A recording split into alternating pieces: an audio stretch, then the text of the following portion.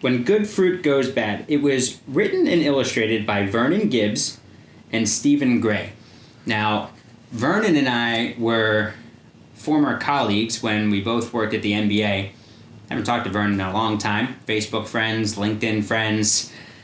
And he sent me a note and said, "Did you know I wrote a book?" I hadn't known. So I got the book.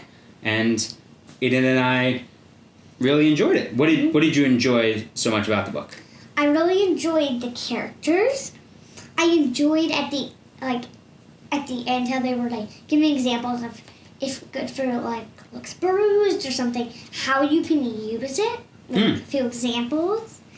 And I really like the illustrations. Yeah, they're pretty funny. Let's show a few of the funny illustrations because the fruits have faces and they show a lot of emotion. Yeah.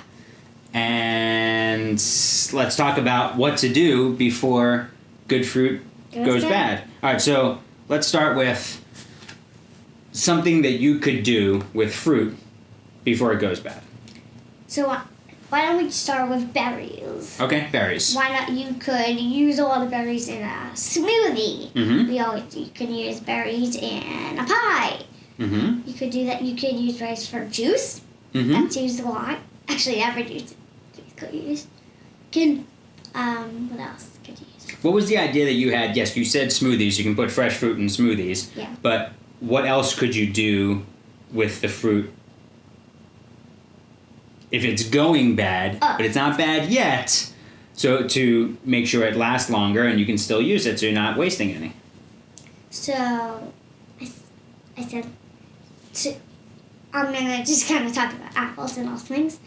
You can use apples for apple pies. Mm-hmm. You can also use them when they're bruised and stuff. Mm-hmm. Like you talked about in the book. As you can see, that apple's bruised. You can make applesauce. Applesauce.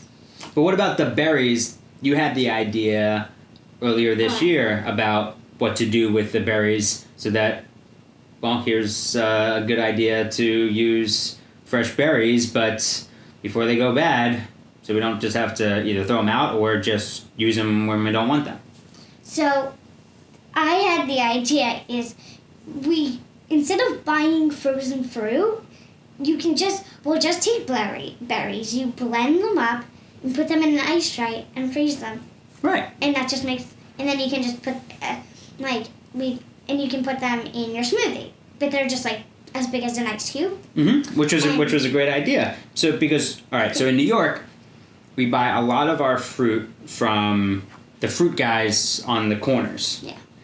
It's a whole lot less expensive. And then we saw that thing on Produce Pete about where a lot of those guys get the fruit up in the Bronx at those huge warehouses. And so the fruit is things at the supermarkets. I don't know all the details.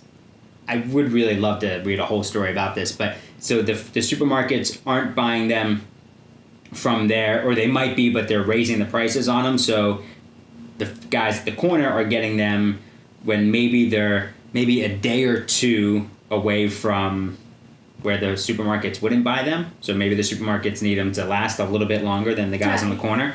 So they're ready to eat right away, mostly, all that fruit. So we buy them at great prices, usually, and then, you might see a great deal. You might get 5 strawberries for $6. Yeah. Great. Buy them up, blend them up, freeze them, good to go. And when you buy fruit that might, like you said, might go bad in like 2 days, if you blend them up and do the frozen fruit thing that I just said, then your fruit can also last longer since it's like in cubes. Right, and it's frozen. It's frozen. Yeah, now it lasts longer. Yeah. It can probably last like a month. Yeah, or longer. I don't even know. So not only are you saving money from buying the frozen fruit, you're saving money when you buy the fresh fruit, and you're being resourceful because you're not wasting any of the food. Right. And also, it goes to show that if a fruit on the outside might look bruised, it might not be on the inside.